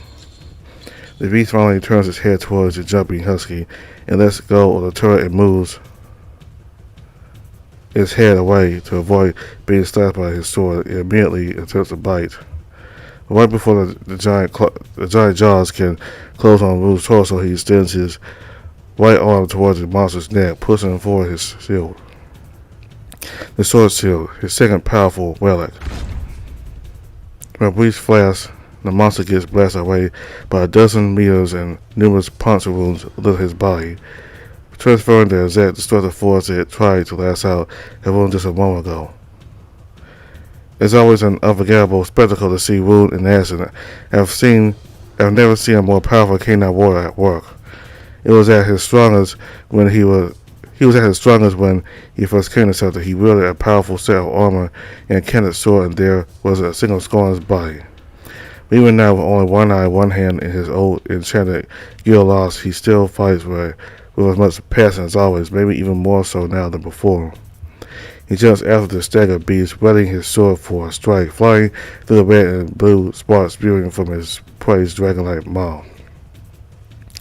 Leaping right at the monster's neck, he twists mid-air, the edge of his blade shines in the moonlight. But before he can slash, a sudden gust from the beast's wings makes him fumble like a leaf through the air. With a quick slash, he conjures a platform behind him to stay in place. The radiance in the creature's throat and underbelly burns with fury, painting a mesmerizing ether image of glow and sparks over the starry sky as it flips and swings its thorny tail right behind Rune's barrier platform. Then right before the massive tail smashes the barrier of the light into a bunch of glowing stars, Rune jumps once again at the monster's head with all the strength of his powerful legs. On my breath, I don't even dare to blink, watching these final moments of the battle from behind the simmering barricades. I have a breathtaking profile view of the scene unfolding in front of my eyes. The monster twisted mid-flip, staring at the comparatively tiny dog charged at him with a shining relic sword. Unable to run away or twist his limbs to fend off wounds or assault anymore, the monster opens its glowing maw and blasts him away with a blindingly bright magic breath, accompanied by a cacophony of electrical charge. It's so potent that even my own eyes hurt, and when I finally open them again, I watch with absolute confusion as the barrier cage around me cracks and crumbles. Oh no! The giant flying monster glows all over, with a quick electrical discharges running across his body, slowly dying out with each flap of his wings. I can't find Rune at first. I see the monster open his maw as if ready to bite, but I still can't notice Rune due to my vision still being blurred from the sudden breath of light. Still, a small barrier of light appears in the air near the angry monster, and I see Rune lunging towards the middle of the shelter's top deck, away from his enemy. He skids over the smooth metal surface. I'm sure he's going to slow down and stop safely, but he stumbles and slams straight into one of the metal beams. He falls to one knee with a weak, painful yelp.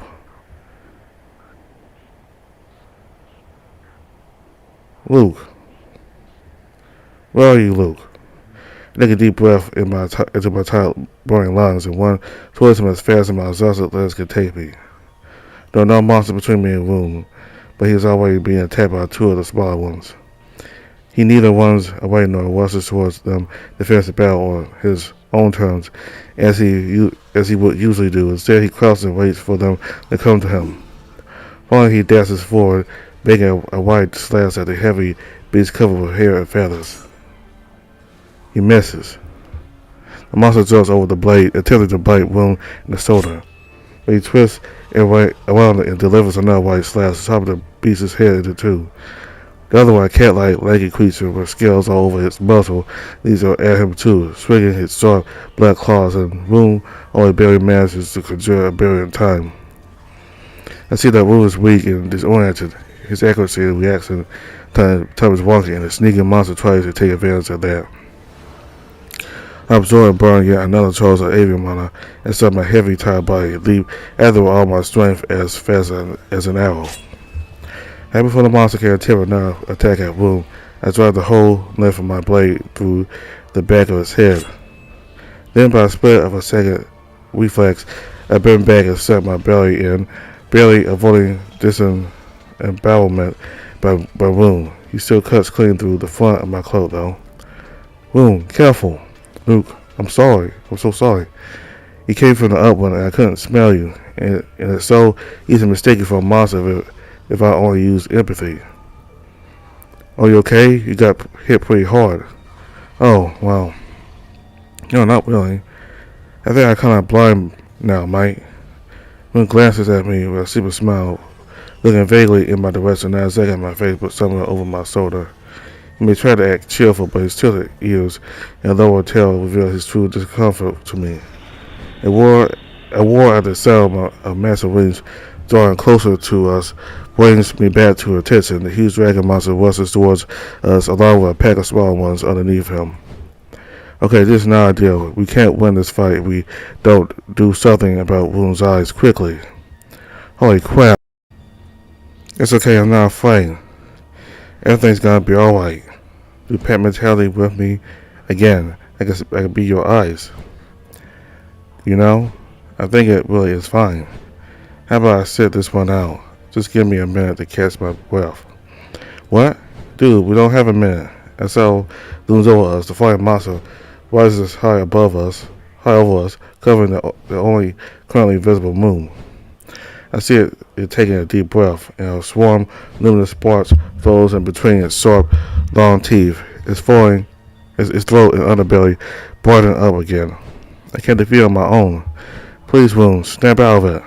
With the charge of canine mana already burning through me, I desperately seek out the connection with Rune. I find it, tired, scared, but hopeful. That's Rune, right? But then, far, far away, I hear a howl. I feel the excitement, confidence, impatience. It doesn't feel exactly like Rune anymore, but I know that this voice isn't coming out from any specific direction. It feels so far away, but it comes from the quiet room. He sits down and holds my hand through the growing connection between us. He pulls a charge of my mana out of me, and I comply. He takes a deep breath. And the sounds of concentrated magic crackle through the air around us. We start saying a gentle aura, and the howling inside my head grows louder and closer. I'm not afraid, Luke. I know that when I'm at my weakest, the hero will save me. The giant dragon monster looming over us throws its open mind in our direction. I close my eyes, turning my head away from the blinding light. And I finally answer that faraway call. Save me! Hero!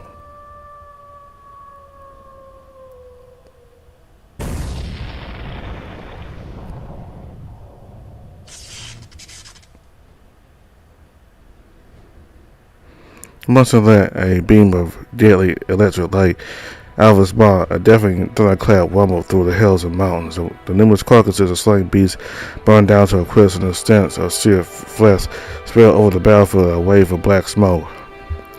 The giant flying dragon didn't care if any of his brethren would be caught in the onslaught.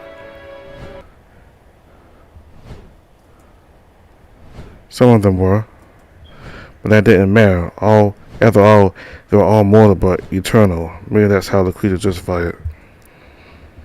Or maybe it didn't think that deep at all, even flashed the clarity of monsters' bodies' chaotic nature.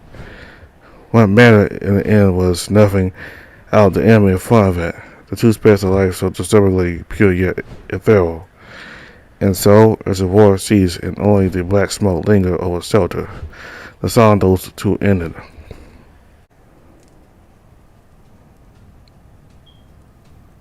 Canine, ember. So the damn beast thought. Howling echoes. Luke, clothed in a bright red aura, held a spectral shield in his left hand.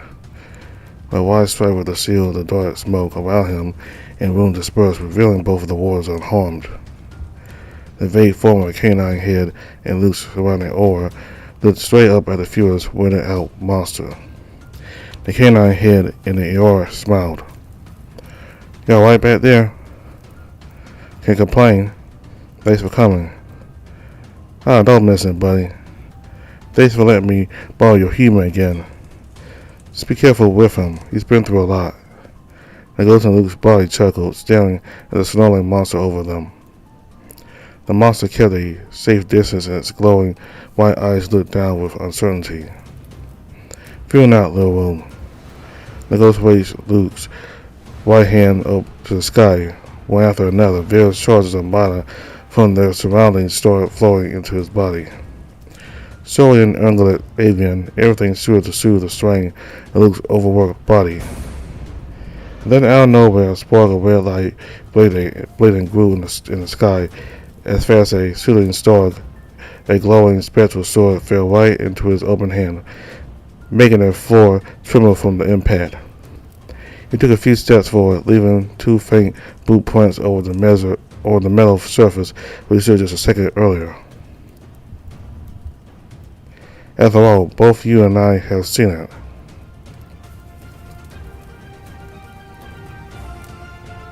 The boundless potential of the humans. The giant flying monster looming over them took another breath. Its throat and underbelly lit up yet again. The sparks spraying from the corners of its maw fell around them like glowing snow. The small monster started gathering around as well. One way or another, the battle drew closer towards its conclusion. "I'll buy you maybe a minute, no more. You have to sort yourself out before I disappear." Leaving Rune behind, Luke dashed towards the approaching smaller monster, slaying them with his new spectral gear, clothed in that bright red, person-shaped mysterious aura. One after another, the beasts fell under a single slash each. The warrior attacked with perfect precision, overwhelming strength, and with technique superior even to Rune's. The hussy himself did nothing but sat down and enjoyed the symphony of battle sounds around him, listening to Luke reaching the heights of swordsmanship even he couldn't measure up to. But Rune didn't mind that. He wasn't jealous. In fact, it was in fact his most heartfelt wish taking form. He could finally be the damsel in distress who was being saved by the wonderful hero, and by one of the moon himself, nonetheless. The legendary canine hero who was supposed to be the delicious bacon of hope to all good boys came to his aid too. Even though the blindness in his eye lingered and he couldn't see the fight, he could still hear it. Every sound of perfect slashing filled him with pride and childlike excitement. In a way, they were still connected via pet mentality, but due to the nature of howling echoes, Luke didn't share with him any of his senses. Luke wasn't really performing pet mentality with Rune, but with the original Rune himself. That was a good thing in his mind, hearing the fight but not being an active participant was proof to Rune that he indeed wasn't any of those dead moons. Howling echoes of the ember born of weakness, selfishness, willful ignorance, and completely broken logic. But in Rune's mind, that was the most honest miracle.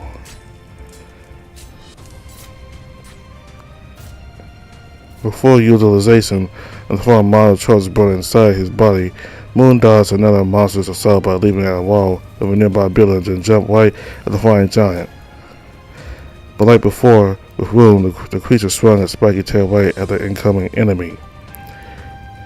Even with his maneuverability limited mid-air, there wasn't a hint of fear or uncertainty in the warrior. Right before he was about to be impaled on the spikes, he twisted his whole body and slashed right through them with his sword, splitting the whole lot like straws, and then he immediately grabbed onto the rooted tip of the tail. He barely dodged a falling snapping of the giant's jaws, and when the tail swung back, he used it to propel himself even higher into the air. The monster turned around and opened its glowing maw right in the direction of the enemy above it, the creature's throat and underbelly glowing glowed with fury, announcing another incoming massive breath. Right at the moment when sparks turned into blinding flames, the warrior's heavy sword pierced right into the monster's wing shoulder joint, thrown like a javelin. Rui's mobility blocked by the spectral weapon stuck between the bones of the dragons tumbled mid-air, spewing the deadly beam of light in random directions, unable to stop it. With everything turning around it, the beast couldn't even withstand the incoming enemy. The glowing seal basked right at the side of his scaly head, and the monster fell to tug at one of its horns. How about you put your goddamn mouth into a better use? With another blast and a strong push, the warrior forced the remainder of the monster's magic blade to blast at the base of the control tower. Once the giant body hit the floor and brightness in its mouth, while it subsided, Moon was pleased to see a significant damage in the entrance door to the tower. Without skipping a beat, he jumped forward and turned around, barely blocking a strike of the monster's claws. He immediately reached his glowing hand in the direction of his spectral sword stuck in the monster's wing joint. The blade trembled, and then turned full circle, disappeared, and finally exploded into a disc of white light, sending a bone-chilling child across the battlefield. The monster roared in pain and fury as the whole silhouette wing fell to the floor and black blood sprayed from the open wounds on its shoulder and the tip of the tail.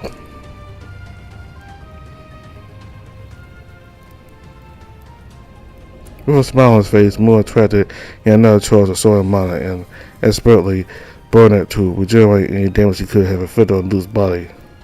The red aura flickered and started fading away. Oh, how much I wish I could have my true awakenings in this life too, all the things we could do.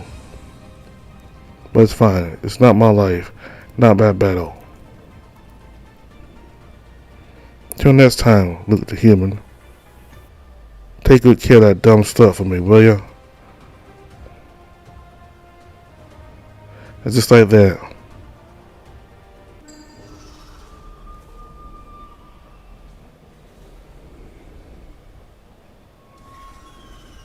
I stand in front of the giant dragon-like monster.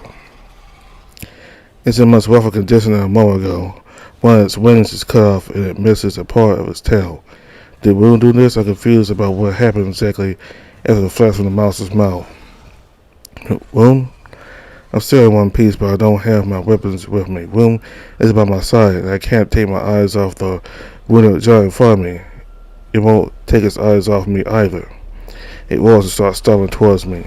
I hear some of the other monsters shrieking from various points on the battlefield, but all my attention is focused on the giant dragon charging at me. I said cry for help, but for some reason I'm not scared. My mind doesn't register that the end of my life is approaching with those heavy steps. No, I can take it on. I don't turn my back on the beast to run away. Instead, I charge right at it. Even though my voice cannot be heard over the all-consuming bellowing roar of the beast in front of me, I still give it my best battle shout. The billion-sized paw rises and strikes down at me, and answers with a wide swing of my own fist. The towering beast blocks all the moonlight over me, and when my fist and his paw draw closer to each other,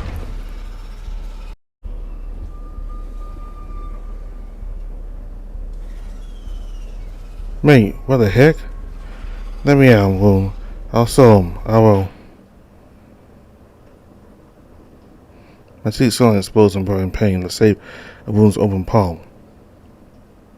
You know I couldn't take him on with just my bare fist. You're still mad from the ember, mate. Chill out. The what? This is my battle. Give it to me. Yours is here. You stop running and stop by the open entrance to one of the buildings. The dim light over the gate fills me with joy. That's a sign that Matt has finally turned on the emergency power system. Except this isn't a turret's control tower. We're still 2 buildings off. Rune, are you still blind? Oops. Yeah. How then do you plan to take on that thing without being able to see? Oh, trust me, I've seen bigger. I don't even need my eyes to put that giant fuck waffle in its place. I only need a breather. I need to know that I'm not alone in this battle. And you already gave me that. Thanks, mate. Okay? I guess improved senses from all different minds aren't gonna hurt either. Heat sense from soaring air currents, sensitivity from avian, and my own nose too. There's so much you can finally see once you start using your eyes, mate. That's super deep and motivational, yeah. In other words, I love doing it in the dark. Watch out! Before I even finish selling that out, Rune tugs me under his arm and dashes away with us, right before the furious beast jaws could close on us. He lets go of me and then wields his shield sword again. Go, I don't need my eyes, but all of us need yours. Go and bring us another dawn, Luke. He slaps my butt with the flat side of the sword, then runs off towards the enemy, with his tail still wagging. He's right. Rune's capable. He won't fall in a battle that easily. The best I can do is to believe in him and do my best to live up to the hopes he puts in me. I run towards the entrance to the control tower. At first apparent, unable to find the access card in my pockets, but I also see that the door is heavily damaged. Maybe I won't need the card after all. I squeeze through a narrow gap into the still dark room. I feel the walls around for a light switch.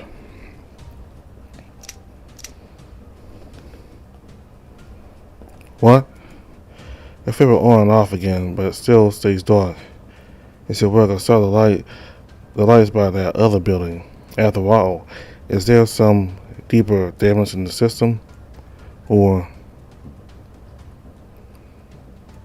Crap, I'm such a moron.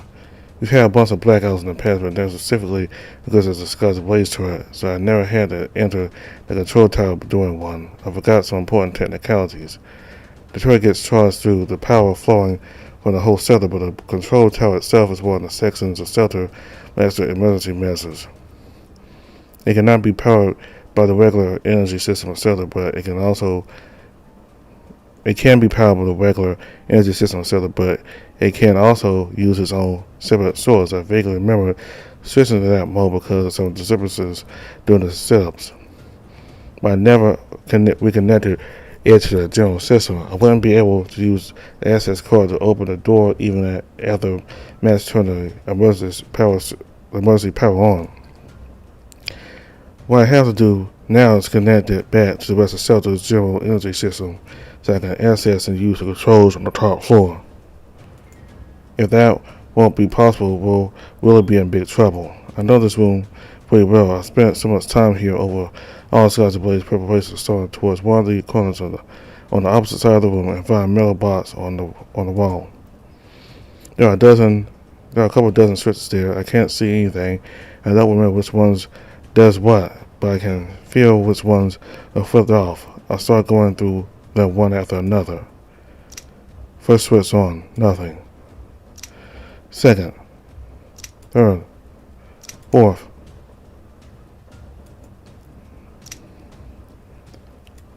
Heck yeah. I start to quickly flip off the other four switches. I lose the light again after the third switch, but it comes back when I turn it back on, so I leave for now. I hurry towards the ladder to the main control room, taking a glance at the side door. I hear the big battle drawing closer towards the tower. That monster seems to be really aware of the importance of the turret. One of it understands that my presence here in this tower is related to that.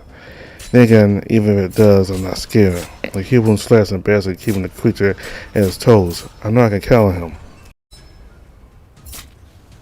Hey Luke. What? Well, bang, okay? Stay safe, Rune. But also, yes. You totally will. Awesome. I started climbing the ladder. The higher I go, the duller the noises on the outside become. Still, I hear the growls down, bellowing roar of the giant beast. Rune keeps it at its toes at all times, all on his own. I often feel like I'll never be able to fully understand Rune. He's a raw mix of seemingly paradoxical traits, and at the same time, he's the simplest one out of all of us. The flashes of experiences the turret showed me are a great step in comprehending where he comes from and what's the whole deal with him. I'm going to use that knowledge for our mutual benefit. You better not die, Rune. There's so much I have to tell you. Slowly, the sounds of battle become overshadowed by the buzzing machinery around me. They stare a long way up for me. Before everything drowns in the sounds of technology, I can still make out Rune's loud, passionate sound as enemy. My name is Rune Moon of the Siberian Husky clan, the sentinel of shelter and the enemy of the world. For as long as I stand, you will not trample our safety. Now it's time for my own final battle. Just you and me, Shelter. In the name of every dog who counts on us to keep them safe. This time I will bring you to my well. Back here again. There really is no way for me to avoid being in this room on Skies Ablaze, huh? But it needs to be done. Let's get it over with and finally end this madness.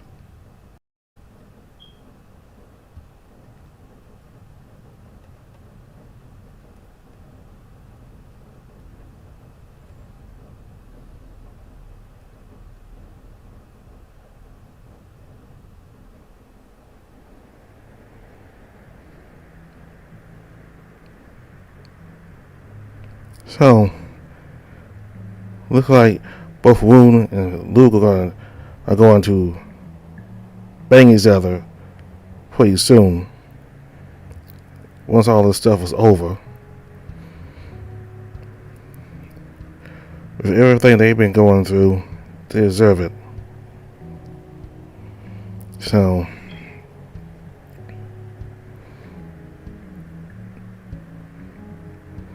back when Rune's dad, well, he's not actually his dad, but somebody entrusted to take care of Rune by the royal palace, because his dad is the same breed as the moon that came before Rune. There's different incarnations of moon.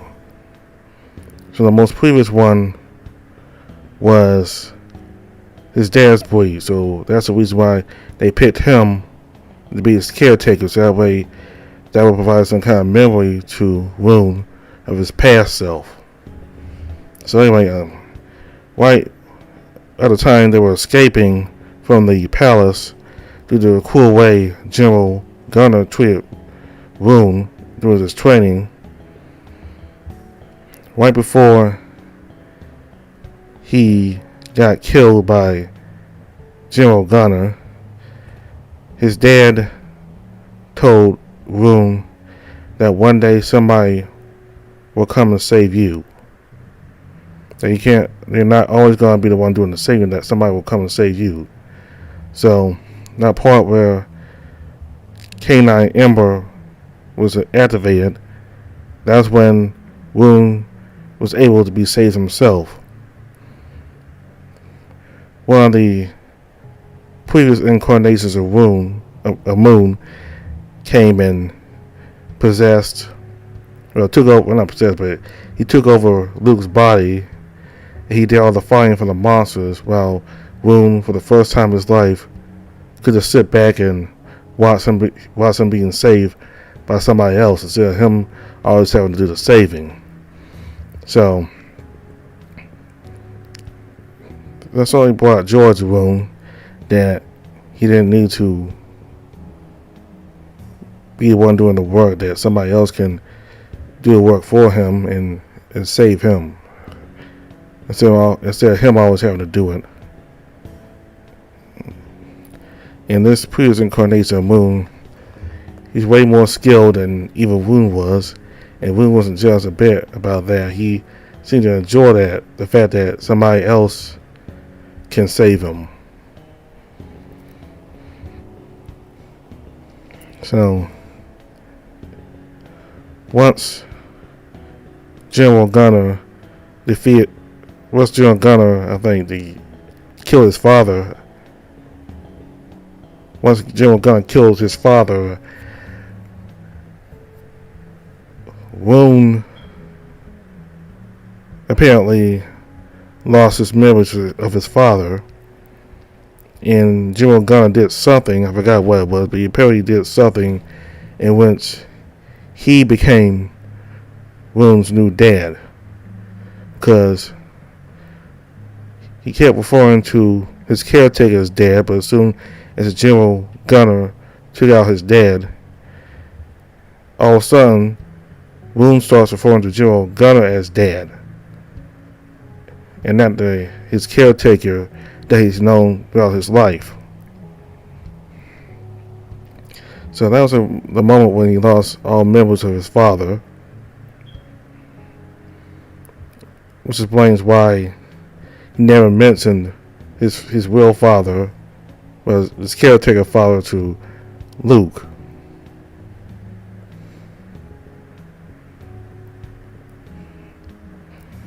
Hopefully, sometime soon, eventually, Rune will start to gain some of those memories back of his father.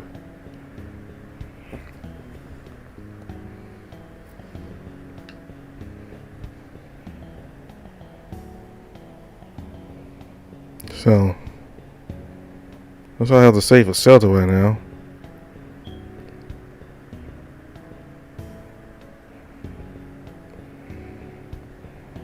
All information for the game is description box below, including the Patreon, where you can watch new updates a month before they become public. You also help with supporting the game as well. You can also go to the game's Twitter account, where you can be updated on the progress in the game, as well as information on when new updates will be public. So that's all I have to say for now. Thank you all very much for watching. See you later.